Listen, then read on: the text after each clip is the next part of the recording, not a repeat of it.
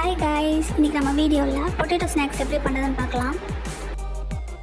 3 உருளைக்கிழங்கு எடுத்துக்கோங்க. எடுத்த உருளைக்கிழங்கு மீடியம் சைஸாக வெட்டிக்கோங்க.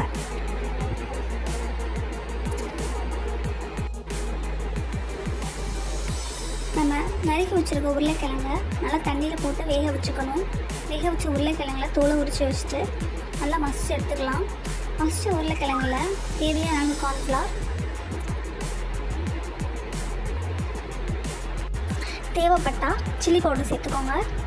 கொஞ்சோண்டு மிளகுத்தூள், கொஞ்சோண்டு உப்பு எல்லாம் சேர்த்து பிசைஞ்சு எடுத்துக்கோங்க.